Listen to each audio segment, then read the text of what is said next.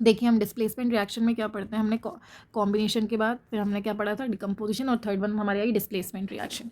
Displacement reaction ये बोलती है कि more reactive element displaces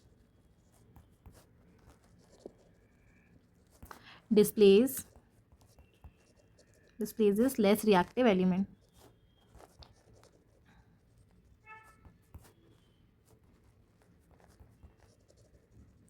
for example अगर हम बात करें, जैसे मैंने आपको यहाँ पे लिखा है पोटेशियम। कुड़ी मैंने आपको एक शॉर्ट्स मैंने अपनी रील में वो किया है, आप देखेंगे यूट्यूब पे एक शॉर्ट है, कुड़ी नाल कार मांगो ऑल्टो जैन फरारी पब हम चले हक किया सिल्वर रिंग दी गोल्ड रिंग दी। ये जिंगल जो है मैंने आपको वहाँ पे रिएक्टिविटी ऑर्डर समझाया है। तो ये जो पोटेशियम है अपन क्या पढ़ रहे हैं, more reactive to less reactive. ये मोर रिएक्टिव से लेके हम लोग कहाँ जा रहे हैं, लेस रिएक्टिव। तो ये जो भी आपकी लिखी हुई है more reactive to less reactive आपकी सीरीज़ है। फॉर एग्जांपल मैंने आपको रिएक्शन दी आयरन के साथ कॉपर सल्फेट की।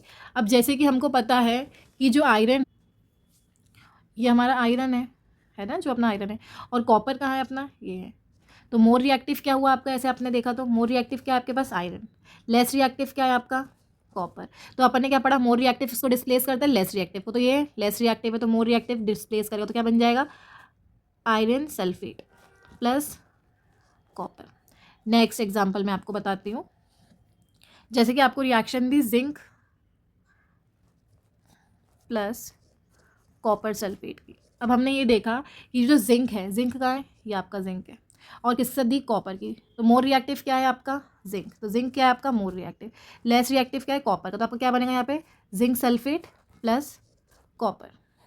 नेक्स्ट रिएक्शन अगर अपन देखते हैं, अगर जिंक की रिएक्शन हमने करवाई H2SO4 के साथ, ठीक है, तो जो जिंक है वो क्या है बेटा, मोर रिएक्टिव है, और जो हमारा हाइड्रोजन है वो क्या है, लेस रिएक्टिव है। तो आपका क्या बन जाएगा यहाँ पे, जिंक सल्फेट, और हाइड्रोजन गैस क्या हो जाएगी आपकी, इवॉल्व हो जाएगी।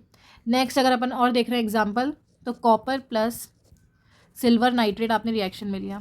अब हम देख रहे हैं अगर सिल्वर और कॉपर में देखें तो ज़्यादा रिएक्टिव क्या हुआ, कॉपर ऊपर है, तो कॉपर मोर रिएक्टिव हुआ सिल्वर से। तो मोर रिएक्टिव क्या है आपका, कॉपर। सिल्वर कैसा हुआ आपका, लेस रिएक्टिव।